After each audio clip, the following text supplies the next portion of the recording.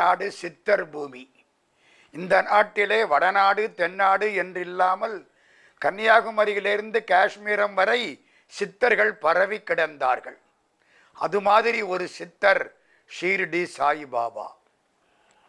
யா சாயி என்று அழைக்கப்பட்டதனாலே அவருக்கு சாயிபாபா என்று பெயர் வைத்தார்கள். இயற்பெயர் என்ன? வெங்கூசா என்கிறார், குருநாதர் என்கிறார். யாருக்கும் எதுவும் தெரியாது. அவருடைய பெருமை எல்லையற்றது. ஒரு முறை ஒருத்தர் அவர்கிட்ட வந்தார், ஒரு பணக்காரர். பையில 250 ரூபா பணம் வச்சிருக்கார். என்ன கேட்கிறார் தெரியுமா? பாபா, எனக்கு பிரம்ம ஞானம் வேண்டும். ஷீர்டி சாயிபாபா ஒரு பக்கிரி கோலத்திலே ஏழையாக உட்கார்ந்திருக்கிறார். என்ன கேட்டார்? பிரம்ம ஞானம் வேண்டும். பாபா ஒன்றும் பேசல. பக்கத்தில் ஒரு பையன் நின்னா, கூப்பிட்டார். இந்த மார்வாடி கிட்ட போய் ஒரு 5 ரூபா கடன் வாங்கிக்கிட்டு வா. போனான். 10 நிமிஷம் ஆச்சு. பாபா பேசல. அங்கிருந்து அவன் திரும்பினான். அந்த மார்வாடி கடன் தர முடியாதுன்னுட்டார். அப்படியா? பரவாயில்ல, பாலான்னு ஒருத்தர் இருக்கார்ல, அவர்கிட்ட போய் ஒரு 5 ரூபா கடன் வாங்கிட்டு வா. திரும்பி வந்தான். அவரும் இல்லைன்னா. இப்போ திரும்பினார் பாபா. இந்த பணக்காரரை பார்த்தார். நான் இத்தனை முறை அனுப்புறேன், அவன் இல்லைன்னு திரும்பி வர்றான். உன் பையில 250 ரூபாய் இருக்குல்ல? இவருக்கு தூக்கி வாரி போட்டது. என் பையில 250 ரூபாய் இருக்குது எப்படி பாபாவுக்கு தெரியும்? எல்லாம் தெரியும். தாய் அறியாத சூழ் கிடையாது, தலைவனுக்கு தெரியாத சிந்தனை கிடையாது. உன் பையில 250 ரூபா வச்சிருக்கில்ல, ஒரு 5 ரூபாயை எடுத்து தரக்கூடாதா? கொடுக்க தோன்றவில்லை. எவனுக்கு ஈயக்கூடிய தகுதி இல்லையோ, புத்தி இல்லையோ, அவனுக்கு பிரம்ம ஞானம் கிடைக்காது. போயிட்டு வா. ஒரு சாதாரண நிகழ்ச்சி. லக்ஷ்மி பாய் ஷிண்டேன்னு ஒரு அம்மா. அந்த லக்ஷ்மி பாய் ஷிண்டேட்ட பாபா அடிக்கடி பேசுவார். ஒரு நாள் கேட்கிறார், எனக்கு ரொம்ப பசிக்குது. அவளுக்கு சந்தோஷம். ரொட்டி காய்கறி எல்லாம் கொடுத்தா. வாங்கினாரா? பாபா சாப்பிடல, நாய்க்கு போட்டார். நாய் சாப்பிட்டது.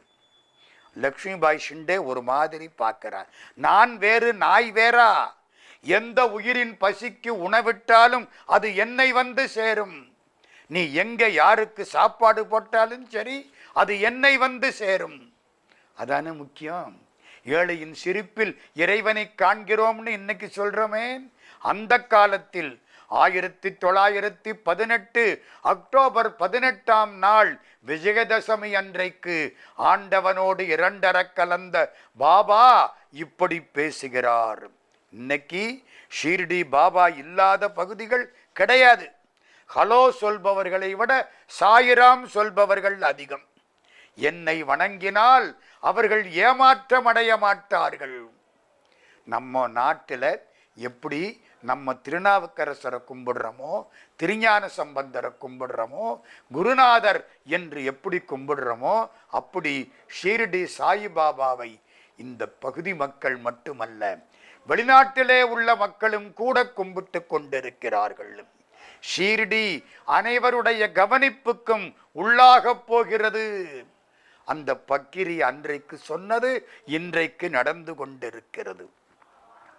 என் ஆத்மார்த்தமான பக்தர்களை நான் இரவும் பகலும் விழித்திருந்து பாதுகாக்கிறேன். அதனாலதான் அவர் சித்தர்னு நான் சொன்னேன். மற்றவர்கள் மீது கோபம் கொண்டால் நீங்கள் என்னை புண்படுத்துகிறீர்கள். மற்றவர்களை திட்டினால் நீங்கள் என்னை வேதனைப்படுத்துகிறீர்கள். மற்றவர்கள் வசவுகளை நீங்கள் பொறுத்து கொண்டால் என்னை மகிழ்ச்சியாய் வைத்திருக்கிறீர்கள். இதுதான் பாபா நமக்கு சொன்னது. பாபாவை கும்பிடுறதை விட அவர் சொன்னபடி வாழ்வது முக்கியம் இல்லையா? என்ன சொல்கிறார்? அடுத்தவன் மீது கோபம் கொண்டால் நீ என்னை புண்படுத்துகிறாய், கோபப்படாதே. அடுத்தவனை திட்டினால் நீ என்னை வேதனைப்படுத்துகிறாய், திட்டாதே. யாராவது உன்னை திட்டினால் அதை பொறுத்து கொண்டால் நீ என்னை மகிழ்ச்சியாய் வாழ வைக்கிறாய், அதை செய். இதுதான் பாபா நமக்கு சொல்லி கொடுத்தது. கடவுளும் பேராசையும் சேர்ந்து இருக்க மாட்டார்கள். பேராசை இருக்குமானால் ஊசிக்காதில் ஒட்டகம் நுழைந்தாலும் ஆசை உள்ளவன் ஆண்டவனை அடைய முடியாது. நம்பிக்கை, பொறுமை, நிஷ்டா, சபூரி அவர் சொன்ன வார்த்தை. நம்பிக்கை, பொறுமை. கடவுளை நம்பு, பொறுத்திரு. கட்டுண்டோம், பொறுத்திருப்போம், காலம் மாறும். கடவுளை நம்பு, பொறுத்திரு. நிஷ்டா, சபூரி இரண்டும் வாழ்விற்கு அவசியம். பாபா கடைசியிலே ஒன்று சொன்னார், நான் ஷீரடியில் மட்டும்தான் இருக்கிறேன் என்று இல்லை. அப்படி எண்ணுபவர்கள் என்னை தரிசிக்க தவறுகிறார்கள். இன்னைக்கு ஷீரடிக்கு போய் பார்த்தா சாயி மந்திர், சாயி பாபாவின் பளிங்கு சமாதி, மலர் மாலைகள், அதுக்கு பின்னாலே சாயி பாபாவின் பளிங்கு சிலை. பட்டு உடுத்தி இருக்கிறார், தலையில் மணிமுடி சூடி இருக்கிறார், சிம்மாசனத்தில் மகாராஜா மாதிரி கொலுவீற்றிருக்கிறார். இந்த காட்சி அற்புதமான காட்சி. அந்த காலத்தில் அவர் ஏழை பக்கிரி இல்லை, மகாராஜா. இப்பொழுது ராஜோபசாரம் நடக்கிறது. வெள்ளித்தடி ஏந்திய பாராக்காரர்கள் பாரா சொல்கிறார்கள். ஆரத்தி காட்டும் அர்ச்சகர் ஆடிக்கொண்டே பாபாவின் புகழை பாடுகிறார். இரவு நேரத்தில் உயர்ந்த ரக கம்பளி போர்வையை அவருக்கு போர்த்துகிறார்கள். செம்பில் பாலும் நீரும் வைக்கிறார்கள். கொசுவலை வைத்திருக்கிறார்கள், போட்டிருக்கிறார்கள். அவர் தூங்கிவிட்டார். சயன ஆரத்தி முடிந்தால் யாரும் பேச மாட்டார்கள். இந்த பாபா என்ன சொன்னார், என்ன செய்தார்? இந்த சந்நியாசி, இந்த ஏழை பக்கிரி, இந்த பரமஞானி, இந்த சித்தர் வாழ்க்கையில் நடந்த சில நிகழ்ச்சிகளை மட்டும் கோடிட்டு காட்டுகிறோம். துவாரகாமாயி அவர் இருந்த இடம். ஒரு பள்ளி சத்தம் போட்டது. ஒருத்தர் கேட்டார், இங்கே இருந்தவர், ஆமா இந்த மூலையில பள்ளி சொன்னா அது நல்லதா கெட்டதா? நம்ம சொல்றோமா இல்லையா, பள்ளி சொல்லுக்கு பலன் நல்லதா கெட்டதா? பாபா சிரிச்சார். இந்த பள்ளி அதனுடைய சகோதரி அவுரங்காபாத்திலிருந்து வரப்போறாங்கிற சந்தோஷத்துல சத்தம் போட்டுதுன்னார். அதனடா பள்ளியை பத்தி இவருக்கு தெரிஞ்சிருக்கு. அவுரங்காபாத்திலிருந்து அதன் சகோதரி வரப்போறாளாம். அதுக்கு தெரிஞ்சிருச்சான், அதனால சத்தம் போட்டுதான். கொஞ்ச நேரம் ஆச்சு. ஒரு பக்தர் வந்தார், குதிரை வண்டியில வந்தார். குதிரையை அவுத்து விட்டார், குதிரைக்கு கொள்ளு வச்சார். இந்த கொள்ளு பைக்குள்ள ஒரு பள்ளி இருந்துச்சு. இந்த பள்ளி கொள்ளு பையிலிருந்து இறங்கி ஓடி போய் அந்த சத்தம் போட்டுச்சு பாருங்க, துவாரகாமாயில அந்த பள்ளியோடு போய் சேர்ந்தது. அணைத்து கொண்டன. எல்லாரும் சொன்னார்கள், பள்ளியை அறிந்தவர் பக்தர்களை அறிய மாட்டாரா? அதுதான் பாபாவுக்கு பெருமை. ஒருமுறை ஒரு டாக்டர், அந்த டாக்டரை அவருடைய நண்பர் அழைத்து கொண்டு வந்தார். இந்த டாக்டர் ராம பக்தர். ராமனை தவிர யாரையும் கும்பிட மாட்டார். வாழ்க்கை முழுக்க ராமநாமம். ராம ராம ராம ராம ராமநாம தாரகம், ராமகிருஷ்ண வாசுதேவ பக்தி முக்தி தாயகம், ஜானகி மனோகரம் சர்வலோக நாயகம், சங்கராதி சேவியமான புண்ணியநாம கீர்த்தனம். இப்படி வாழக்கூடிய பரம பக்தர் ராம பக்தர் அந்த டாக்டர். அவருடைய நண்பர் அவர்கிட்ட போனார், நான் ஷீரடிக்கு போறேன், பாபாவை நீங்க வந்து தரிசிக்கிறீங்களா? நான் ராம பக்தன், ஒரு முஸ்லிமை நான் வணங்க மாட்டேன் சொல்லிவிட்டார். கட்டாயப்படுத்தினார் அவர். வாங்க பாருங்க, விருப்பம் இருந்தா கும்பிடுங்க, இல்லைன்னா போயிடுங்க, அவ்வளவுதானே. டாக்டர் ஒப்புக்கொண்டார். வந்தார்கள். ஷீரடி சாய்பாபா அமர்ந்திருக்கிறார். டாக்டர் முன்னால வந்து பார்த்தார். 2 முறை பார்த்தார். ராமன் அல்லவா உட்கார்ந்திருக்கிறான், தசரத ராமன் உட்கார்ந்திருக்கிறான், சீதாராமன் உட்கார்ந்திருக்கிறான், கோதண்டராமன் உட்கார்ந்திருக்கிறான். என்னுடைய கடவுள் ராமன் அல்லவா உட்கார்ந்திருக்கிறான். கண்ணை கசக்கிட்டு 3 முறை பார்க்கிறார், ராமன் தெரிகிறான். அதுக்கப்புறம் பார்க்கிறார், பாபா தெரிகிறார். பாபாவிடத்திலே கேட்கிறார், உங்களுடைய பிறந்த நாள் எது? பாபா சொல்கிறார் ராமநவமி. இப்பொழுதும் ராமநவமியைத்தான் பிறந்த நாளாக கொண்டாடி கொண்டிருக்கிறார்கள். ராமன் வேறு நான் வேறு அல்ல என்று காட்டக்கூடிய பரமஞானி ஷீர்டி சாயிபாபா. ஒரு முறை 1910 பாபா மறைஞ்சது 1918 ஒட்டி.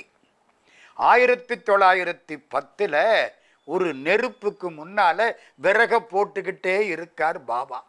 அந்த நெருப்புக்கு பேரு துணின்னு பேரு.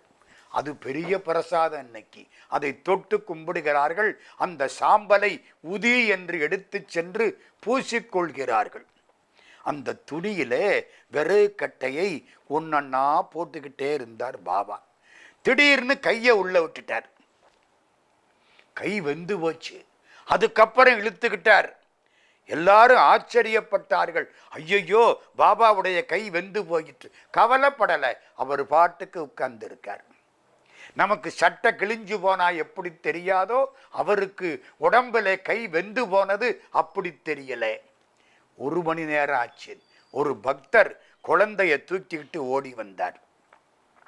காலில் விழுந்தார். பாபா, அழைத்தேன், காப்பாற்றி விட்டீர்கள். எல்லாரும் ஆச்சரியப்படுறாங்க. பாபா பேசாம உட்கார்ந்து இருக்கார். எல்லாரும் சொன்னார்கள், நெருப்பில் கையை விட்டு விட்டார். அந்த பக்தர் அலறினார், என்னுடைய வீட்டில் என் குழந்தை நெருப்பில் விழுந்து விட்டது, பாபா என்று அழைத்தேன். பாபா இங்கே நெருப்பில் கையை விட்டு குழந்தையை எடுத்து காப்பாற்றி விட்டார். எல்லோரும் சொன்னார்கள், அழைத்த குரலுக்கு வந்து காப்பாற்றக்கூடியவர் பகவான் பாபா. ஷீர்டி பாபா அழைத்த குரலுக்கு வந்து காப்பாற்றினார்.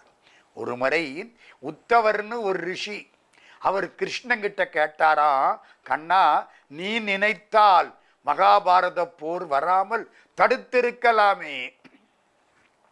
கிருஷ்ணன் சொன்னானா, நான் என்ன செய்யலாம்னு நினைக்கிறீங்க? உத்தவர் சொன்னார், அந்த சூதாடுற பொழுது தர்மராஜாவை ஒரு முறை ஜெயிக்க வச்சிருக்கலாமே. கிருஷ்ணன் சொன்னான், என்னை கூப்பிடவில்லை. துரியோதனன் என்ன சொன்னான்? மாமா சகுனி ஆடட்டும், நான் பந்தயம் வைக்கிறேன் அப்படின்னா. அது மாதிரி தர்மராஜா, கண்ணன் சூதாடட்டும், நான் பந்தயம் வைக்கிறேன் அப்படின்னு சொல்லி இருந்தால் நான் தருமனுக்கு வெற்றியை தந்திருப்பேன். இந்த தருமன் என்னை கூப்பிடவில்லை. கூப்பிட்ட குரலுக்கு ஏனென்று ஓடுவேன். கூப்பிடவில்லை, நான் என்ன செய்வேன்? பாபாவை அழையுங்கள், வந்து அருள் புரிவார். திருமணமான ஏழை பக்தை, தர்கட்டுன்னு அவருக்கு பேரு. கணவனோட வந்து காலில் விழுந்தாள். இதெல்லாம் ஷீர்டியில. தர்கட்டுங்கிற பொண்ணு வந்து காலில் விழுந்தா, கணவனும் மனைவியும். பாபா அப்படி பார்க்கிறார். 6 ரூபாய் தட்சிணை கொடு. அந்த காலம் 6 ரூபாய் எல்லாம் பெரிய தொகை. நான் சொல்றது கிட்டத்தட்ட 1907, 8. அடே அப்பா, 6 ரூபாய்க்கு அன்னைக்கு நிறைய ஒரு வருஷத்துக்கு சாப்பிடலாம். 6 ரூபாய் கொடு. இவ தட்சிணைக்கு எங்க போவா? அரையனா காலனா பெருசா இருந்த காலம். 6 ரூபாய் தட்சிணை எப்படி கொடுக்கிறது? அழுதாள். பாபா சிரித்தார். கணவனுக்கு கையை காட்டினார். கணவன் சொன்னார், அம்மா, உங்ககிட்ட இருக்கிறதத்தானே கேட்டார். இருக்கிறதையா? எங்கிட்ட 6 ரூபாய் எங்கே இருக்கு? அவர் அதை கேட்கலம்மா. காம, குரோத, லோப, மோக, மத, மார்ச்சரியம்னு 6 குற்றங்களை வச்சிருக்கில்ல, அதை கொடுன்னு கேட்டார். ஓ, அதையா கேட்டார்? பொறாமை இருக்கு, ஆசை இருக்கு, கோபம் இருக்கு, இருக்கா இல்லையா? லோபம், சிக்கனம், கருமித்தனம், கஞ்சத்தனம் எல்லாம் இருக்குல்ல, அதையெல்லாம் கொடு. பாபா ஆசி கூறினார்.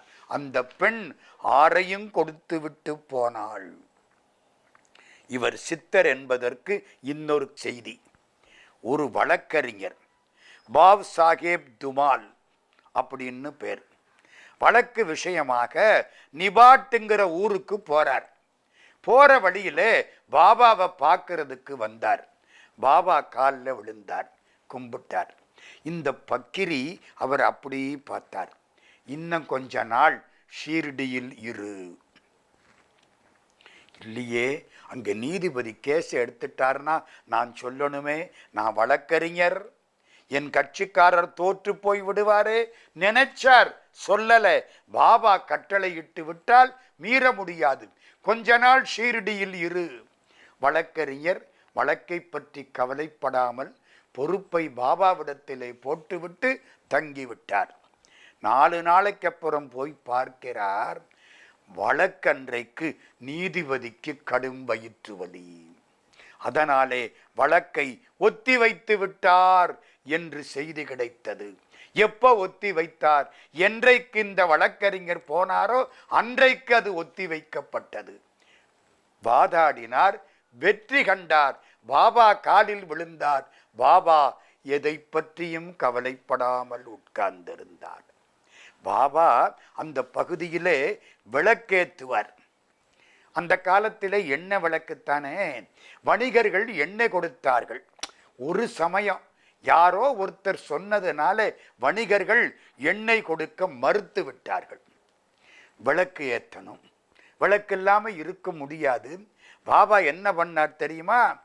சில டப்பாக்களை எடுத்து வந்தார்.